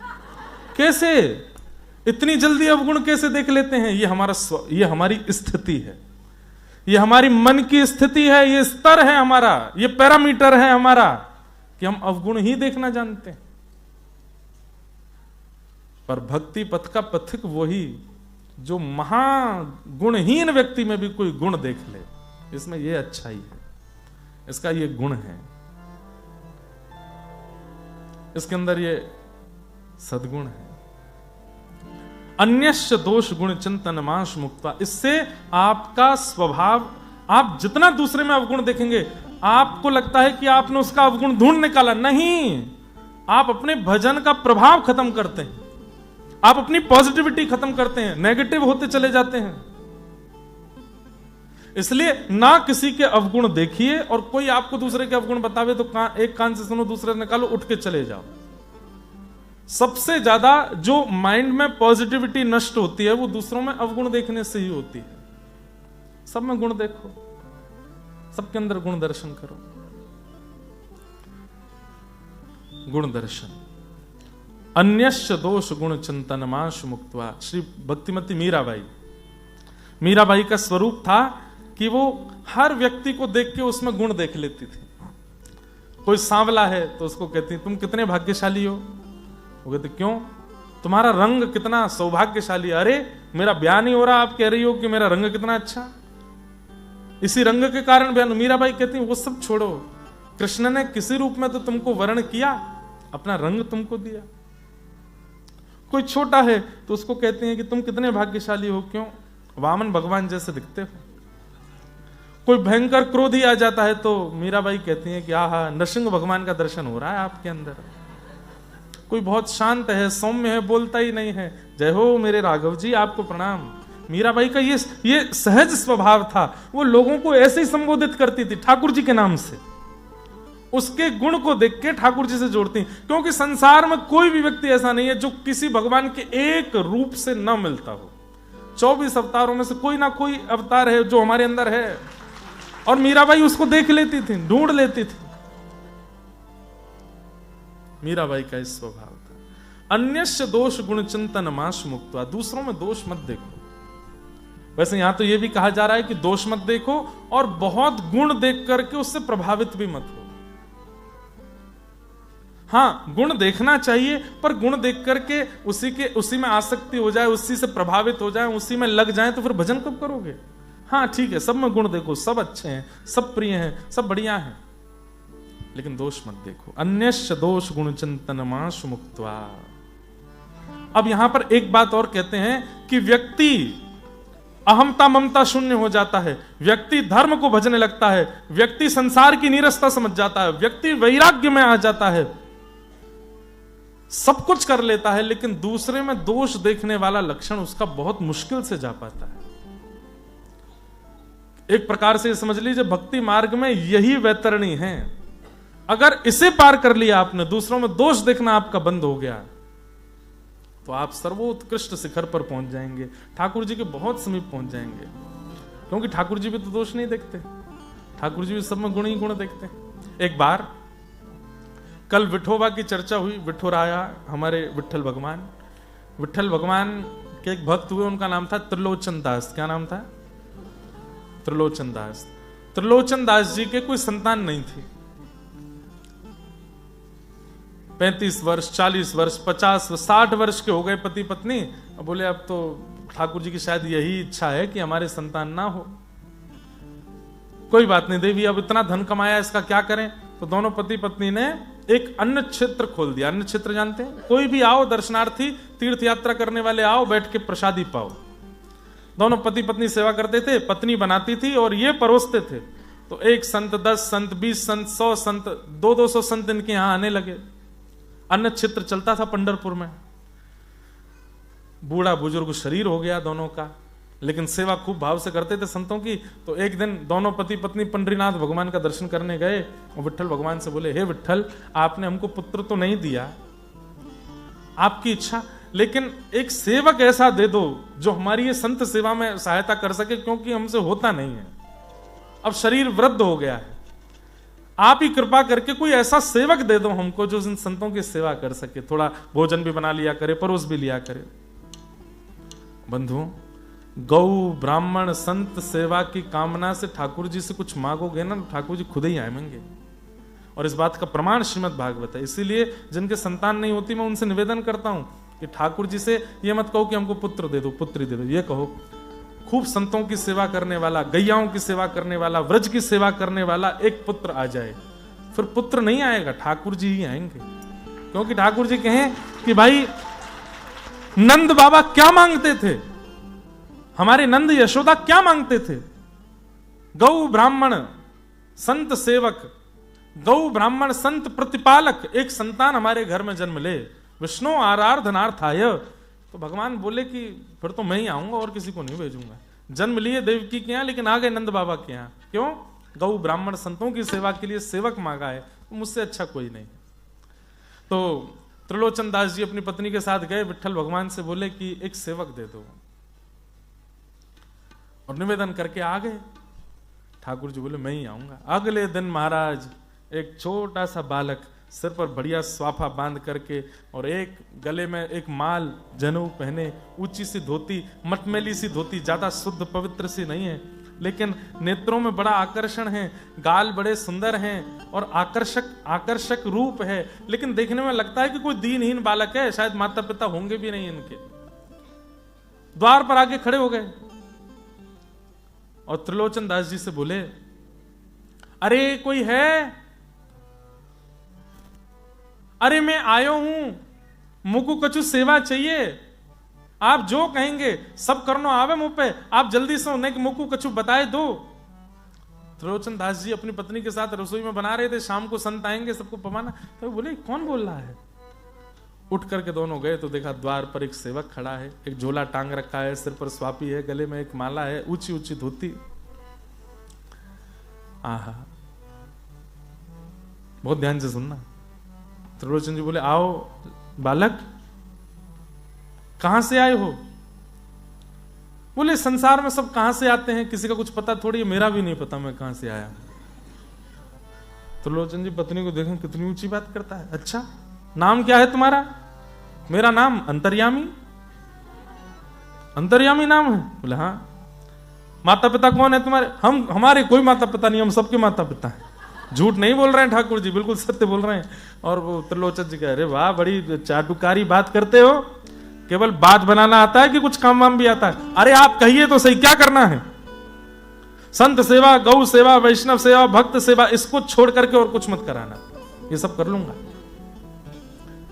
भैया हमारे यहाँ तो यही होता है, हमको और तो कुछ नहीं कराना है, हमारे यहाँ बहुत सारे संत आते हैं, वयोवृद्ध हो गई हैं, मैं भी वृद्ध हूँ, सब्जी अमनिया करना, काटना। सब्जी काटना नहीं बोला करो अगर घर में ठाकुर जी हैं तो, सब्जी अमनिया करना, प्रसाद सिद्ध करना, खाना बनाना नहीं बोलना चाहिए अगर घर में ठाकुर जी हैं तो, नहीं है तो कुछ भी बोलो। लेकिन अब ये सब बातें तो अब बाद में कभी आएंगे तो बताएंगे। तो बोले सब्जी बनाना, रोटी सेकना, और जितने महापुरुष आए सबको परोसना, अरे ये सब तो मैं जन्म जन्मों से करता आया हूं, आप तो बस आज्ञा करो। और लिया अपना स्वाफा कमर पर बांधी, बोले कहां है रसोई, बताइए मुझे, आप दोनों चुपचाप बैठिए मैं बनाता हूं। महाराज श्री पंडरीनाथ भगवान गए, आटा गूंद रहे हैं अपने हाथ से, पूरा आटा गूंदा ले करके ये बैठ गए, पूरी रोटी बनावे, सब्जी सिद्ध करें, और दोनों त्रिलोचन जी और उनकी पत्नी देख रहे हैं। बोले विठोबा ने कितनी जल्दी सुनी, कल निवेदन किया आज तो भेज दिया सेवक। खीर बनाई, रबड़ी बनाई, सब्जी बनाई, पूड़ियां बनाई, और शाम को महाराज जमात आई संतों की, दौड़ दौड़ करके जामे, पत्तल लेकर के सबको लगामे, सबको जल दे में, सबको रोटी परोसें, सब्जी परोसें, और सेठ जी बैठे हैं, बोले आप बैठे रहो बस मैं करता हूं सब। लेकिन जब ये पहले दिन की सेवा पूर्ण हुई, जब दोनों ने पाया, त्रिलोचन जी ने और उनकी पत्नी ने, तो नेत्र सजो, इतना अद्भुत प्रसाद। अब बताइए मैं आपके यहां नौकरी कर सकता हूं कि नहीं? बोले भैया तुम तो सर्वगुण संपन्न हो, कहीं और बढ़िया जगह चले जाओगे तो बढ़िया वेतन मिल जाएगा, यहीं क्या करना है, हम तो बड़े भोले भाले सामान्य जीवन। नहीं नहीं मुझे यहीं सेवा करनी है, पर मेरा वेतन दूसरे प्रकार का। बोले क्या? मैं सबको बना के पवाऊंगा, लेकिन अपने हाथ की बनी रोटी खुद नहीं पाता, मुझे बना के आपको पवाना पड़ेगा। त्रिलोचन जी की पत्नी बोली ये कौन सी बड़ी बात है, छोटा सा तो है, 2-3 रोटी खाएगा बस, मैं बना दिया करूंगी। बोले मैं एक सामग्री भी अपने हाथ की नहीं खाऊंगा, सब आपको बनाना पड़ेगा। बोले हम बना देंगे। दूसरी बात क्या है? बोले दूसरी बात यह है कि मैं कितना भी खाऊं आप टोकोगी नहीं मुझे। बोले हम क्यों टोकेंगे? बोले मैं कहता जाऊं रोटी दे दो दे दो दे दो, तो देते जाना जब तक मेरा पेट ना भरे। हाँ दे देंगे, इसमें कौन सी बड़ी बात है, ज्यादा से ज्यादा 4 खा लेगा, 6 खा लेगा, 8 खा लेगा, 10 खा लेगा, खिला देंगे। और तीसरी बात क्या है? बोले तीसरी बात, कभी अगर आपने मुझे पेटू कहा, बहुत खाता है, पेटू है, मैं उसी दिन चला जाऊंगा। त्रिलोचन जी की पत्नी बोली मैं क्यों बोलूंगी, अरे तुम प्रेम से यहीं रहो, सब बढ़िया है। आप तो यही हो गया, पूरा डील हो गई। वो बनाते संतों का प्रसाद, और त्रिलोचन जी की पत्नी शाम को बैठती चूल्हा पे और बना करके छोटी छोटी रोटी बनावे, और थोड़ी बहुत सब्जी बना के दी, तो ठाकुर जी बैठ के बोले अंतर्यामी इसको नाक में डालूं, कान में डालूं, आंख में डालूं? अरे लाला कहां डाल, मुख में डालो। ये इतनी छोटी रोटी क्यों बनाई? बड़ी बड़ी रोटला बनाइए। अच्छा बड़े रोटला, अच्छा हाँ अभी बनाती हूँ। बड़े बड़े रोटला बनाए। ठाकुर जी तो पाते जामे 1 2 3 10 15 20 25 30 50 60 70। त्रिलोचन जी बोले देवी सब ठीक है, इससे ज्यादा इससे कम तो वो 100 संत पाते हैं, ये अकेला 70 रोटी पाता है। उसने मना किया था ऐसा नहीं बोलना। 10 15 20 दिन हो गए। अब आसपास की पड़ोस की जो सहेलियां थी सब एक मिलती थी त्रिलोचन जी की पत्नी से, सब कहें ये तुम्हारे यहाँ ये सेवक बहुत बढ़िया आया है, ऐसा चटक मटक चलता रहता है इधर उधर, इसका रूप कितना सुंदर है, क्या नाम है? बोले अंतर्यामी नाम है। बोले अच्छा। सेठ जी तो आजकल बड़े चमक गए, लाल पड़ गए गाल। बोले पूरे दिन उनकी मालिश सेवा करता रहता है, लेकिन आप बड़ी दुबली हो गई हो, क्यों? बस यही मत पूछो, उनकी तो सेवा करता है, संतों को भोजन पवा देता है, पर इसको मुझे पवाना पड़ता है। अरे तो छोटा सा बालक क्या 1 2 रोटी 4 रोटी खाता होगा, उसमें क्या दिक्कत? अरे बहन पूछ मत, बहुत पेटू है, बहुत खाता है, तुम देख लोगी ऐसे नाप करके रोटियां खाता है। अब जैसे ही ये बात कही, ये तो भूल गई थी, ठाकुर जी ने अपना झोला उठाया, अंतर ध्यान हो गए वहां से। 2-4 दिन हो गए, त्रिलोचन जी ढूंढ रहे हैं लेकिन नहीं मिले, रोने लगे। रोते रोते विठोबा के मंदिर गए, बोले कि मैंने आपसे जीवन में कुछ नहीं मांगा, एक सेवक मिला था, इतना प्रेम से सेवा, अरे नाथ उसको देख के आपकी भक्ति बढ़ रही थी, कहां चला गया? अपनी पत्नी से कहा देवी तुमने कहीं कुछ कहा तो नहीं? बोले नहीं कुछ नहीं कहा। बोले सोच लो। बोले कि हाँ पड़ोस में पूछ रही थी तुम पतली कैसे हो गई, तो मैंने बताया बहुत उसके लिए भोजन बनाती हूँ, थक जाती हूँ, उससे मैं पतली हूँ, बहुत खाता है। बोले इसलिए चले गए। पंडरीनाथ भगवान से जाके प्रार्थना की, दोनों चरणों में गिर करके जब रुदन करने लगे, थोड़ी देर में आवाज आई, सेठ जी, सेठ जी आवाज आई तो नेत्र उठा करके देखा तो पंडरीनाथ भगवान की जगह अंतर्यामी ही खड़ा हुआ। और अंतर्यामी जी खड़े होकर के बोले कि अरे मैं ही आया था, मैं ही सेवा कर रहा था सब साधु महापुरुषों की। त्रिलोचन जी की पत्नी को बहुत व्याकुलता हुई कि मैंने ठाकुर जी को भोजन कराने में कंजूसी, मैंने आपको पेटू बोल दिया, मुझे क्षमा करो नाथ। ठाकुर जी बोले नहीं मैया, अब बस आप दोनों की सेवा पूर्ण हुई, चलो मेरे साथ। और दोनों त्रिलोचन जी और उनकी पत्नी वहीं ठाकुर जी की लीला में प्रविष्ट हो गए। ऐसे भक्त अन्यश्च दोष गुण चिंतन माश मुक्त्वा सेवा कथा रसमहो नितराम पिबत्वम। साधु पुरुषों की सेवा करो, किसी में दोष गुण का दर्शन मत करो, खूब कथा सुनो। बोले कितनी सुनो? बोले नितराम पिबत्वम, सुनते रहो सुनते रहो सुनते रहो, जब तक तन में प्राण है कथा को मत छोड़िए। फोन में सुनिए, गाड़ी में सुनिए, बैठ के सुनिए, चल के सुनिए, पर सुनते रहो। ये ठाकुर जी की मधुर लीला सुनते रहो। इस प्रकार श्री गोकर्ण जी महाराज ने अपने पूज्य पिताजी महाराज को ये 2 श्लोकों की एक गोकर्ण गीता का ज्ञान प्रदान किया, जिसे हम आप सब लोग विगत 3 दिनों से सुन रहे थे। आज उसका विश्राम कर रहे हैं। अब न्यूजीलैंड में अगली साल फिर आएंगे और तब थोड़ा और प्रयास करेंगे कि आप लोगों को और ज्यादा समय दे सकें। कोशिश करेंगे और भी जो यहाँ के शहर हैं वहां भी कथा का अगर समय मिलेगा तो जरूर जाएंगे। हाँ, वेलिंगटन, हैमिल्टन हैं? हाँ, पूरे साल न्यूजीलैंड ही कर लेंगे, ऐसा नहीं। देखो, ऑस्ट्रेलिया न्यूजीलैंड दोनों आएंगे, जितना समय मिल पाएगा सब जगह जाएंगे। आप सब लोग खूब प्रेम से आइएगा। सबको हम बहुत बहुत जय श्री कृष्ण, जय श्री कृष्ण, प्रणाम, जय सिया राम, जय श्री, जय श्रीमन नारायण, जय श्रीमन नारायण, जय जय श्री राधे। जय जय श्री। इन विगत 3 दिनों में आप लोगों को थोड़ा जल्दी बुला लेते थे, हम थोड़ा लेट आते थे, उसके लिए क्षमा प्रार्थी हैं। क्योंकि हम अब यहाँ तो घूम रहे हैं ना, तो कभी कहीं से लेट हो गए आने में, इसलिए थोड़ा विलंब हुआ। लेकिन आप लोग सब उसके लिए प्रसन्न रहिएगा। हमारे आयोजक परिवार, पूरे परिवार को बहुत बहुत शुभकामनाएं। ये ऐसा अद्भुत कार्यक्रम, इतने वैष्णवों को सुख मिला, सबको बारंबार प्रणाम करते हुए श्यामा हृदय कमल सो प्रगट्यो, श्यामा हृदय कमल सो प्रगट्यो, श्यामा हृदय कमल सो प्रगट्यो, श्यामा हृदय कमल सो प्रगट्यो, श्याम हृदय कुभार वृंदावन प्यारो वृंदावन, वृंदावन प्यारो वृंदावन, हे श्री वृंदावन मेरो वृंदावन, हे वृंदावन मेरो वृंदावन, सब सुख सागर रूप उजागर रहे वृंदावन धाम, सब सुख सागर रूप उजागर रहे वृंदावन धाम, हे रूप गोस्वामी प्रगट कियो जहाँ, रूप गोस्वामी प्रगट कियो जहाँ, रूप गोस्वामी प्रगट कियो जहाँ, रूप गोस्वामी प्रगट कियो, राधा गोविंद रूप निधान, वृंदावन मेरो वृंदावन,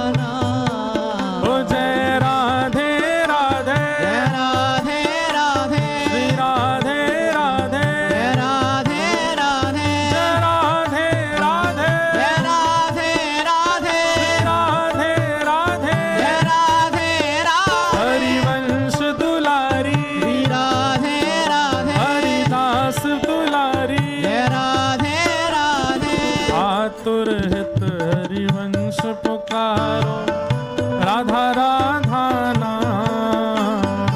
आतुर हित हरिवंश पुकारो, राधा राधा नाम। हे सघन कुंज यमुना तट आयो, सघन कुंज यमुना तट आयो, मदन टेर वृंदावन आयो।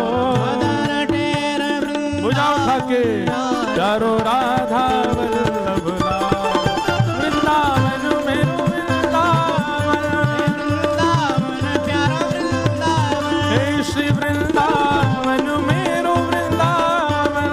वृंदावन मेरो वृंदावन। सघन कुंज यमुना तट आयो, सघन कुंज यमुना तट आयो, प्यारो राधा वल्लभ लाल, वृंदावन मेरो वृंदावन। वृंदावन प्यारा वृंदावन। हे श्री वृंदावन प्यारो वृंदावन। वृंदावन प्यारा वृंदावन।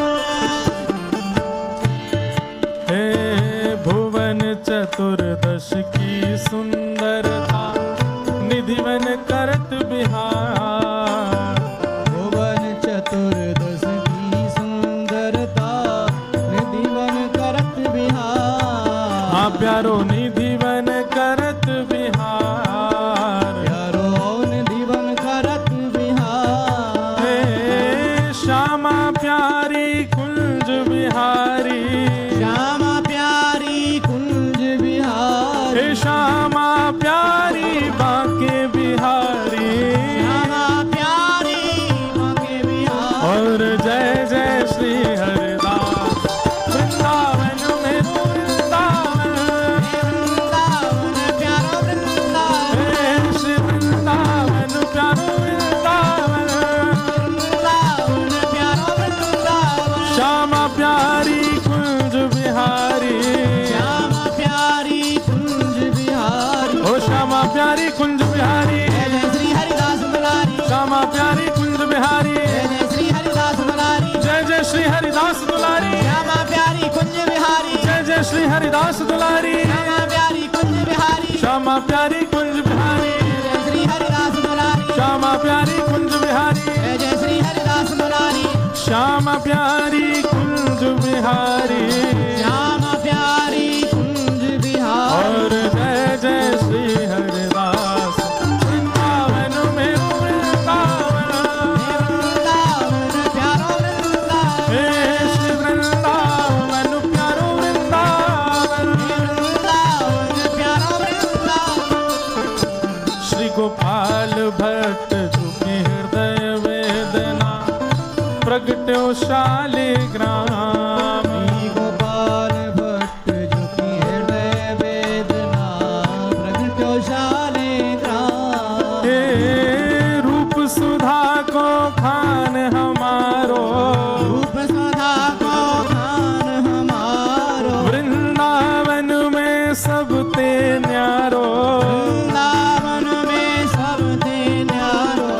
रूप सुधा को खान हमारो, रूप सुधा को खान हमारो। ओ प्यारो राधा रमण जुलाल, वृंदावन मेरो वृंदावन। वृंदावन प्यारा वृंदावन। हे श्री वृंदावन मेरो वृंदावन। वृंदावन प्यारा वृंदावन। रूप सुधा को खान हमारो, रूप सुधा को खान हमारो। प्यारो राधा रमण जुलाल, वृंदावन मेरो वृंदावन। वृंदावन मेरो वृंदावन। हे श्री वृंदावन प्यारो वृंदावन। वृंदावन मेरो वृंदावन। जिनकी कृपा से है रस प्रगट, वृंदावन अभिराम। जिनकी कृपा से से रस प्रगट्यो, वृंदावन अभिराम। हमारे न्यूजीलैंड की इस कथा में गिरधरलाल जी आए तो हैं, पर सबसे मिले नहीं क्योंकि ठंड बहुत है। इसलिए आपके शहर में है, इसलिए वायु को ही प्रणाम कर लेना। सबसे मिल नहीं पाए हैं, लेकिन लाल जी आए हैं यहाँ पर, वहीं विराज रहे हैं जहाँ पर निवास की व्यवस्था है, और उन्हीं के द्वारा ये पद लिखा गया।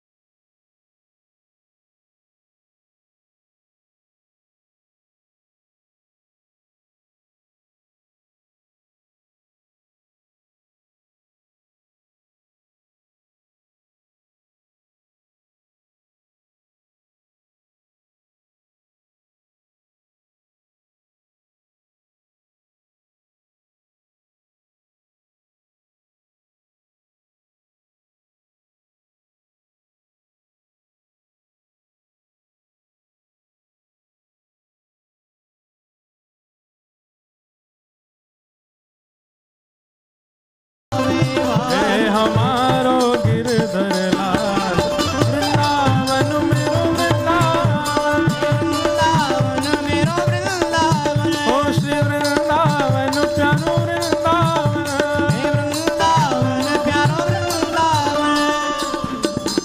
जो कान्हा मेरो गाम न जाने, जो कान्हा मेरो नाम न जाने, जो कान्हा मेरो गाम न जाने, जो कान्हा मेरो नाम न जाने, ओ जो कान्हा मेरो गाम न जाने। जो कान्हा मेरो गाम न जाने। जो लोग आप में से वृंदावन नहीं गए हैं उनके लिए है। ऊंचो बरसानो बताए गई रे, ऊंचो बरसानो बताए गई रे, ऊंचो बरसानो बताए गई रे, ऊंचो बरसानो बताए गई रे। कौन बरसाने की छोरी राधा गोरी गोरी, ओ बरसाने की छोरी राधा गोरी, ओ बरसाने की छोरी राधा गोरी गोरी, ओ बरसाने की छोरी राधा गोरी गोरी। ओ करके इशारों बुलाए गई रे, करके इशारों बुलाए गई रे, करके इशारों बुलाए गई रे, करके इशारों बुलाए गई रे। कौन? बरसाने की छोरी राधा गोरी गोरी, बरसाने की छोरी राधा गोरी गोरी। भुजा उठा के जय राधे राधे, राधे राधे श्री राधे राधे, राधे राधे जय राधे राधे, राधे राधे राधे राधे, राधे राधे जय राधे राधे, राधे राधे राधे राधे, राधे राधे भानु दुलारी जय राधे राधे कृष्ण प्यारी जय राधे राधे बरसाने वारी जय राधे राधे सत सुत प्यारी, जय राधे राधे जय राधे राधे, जय राधे राधे राधे राधे, राधे राधे राधे राधे, राधे श्री राधे राधे, राधे राधे जय जय राधे जय जय श्री राधे जय जय श्री बोल वृंदावन बिहारी लाल की, जय श्री राधा रमण लाल की, श्री राधा वल्लभ लाल की, जय प्यारे राधा गिरधर लाल की, जय आज के आनंद की, जय न्यूजीलैंड कथा आनंद की, जय आनंद करवे वारे समस्त भक्तन की, जय आनंद करावे वारे लाल जी की, जय कथा में आके कथा सुनवे वारे इनकी, जय कथा के बाद प्रसाद पावे वारे इनकी, जय कथा में आके सोवे वारे इनकी, जय जय बोलवे वारे इनकी, जय ना जय बोलवे वारे इनकी, जय पूछरी के लौटा की प्यारे। क्या बात है बंसी वारे, शाबाश। सबको जय श्री कृष्ण, श्री कृष्ण। जय सिया राम, जय श्री राम, जय श्रीमन नारायण, जय श्रीमन जय नारायण, जय श्री राधे। जय जय श्री राम। फिर मिलेंगे आप सब लोगों से जल्दी। सबको बहुत बहुत प्रणाम।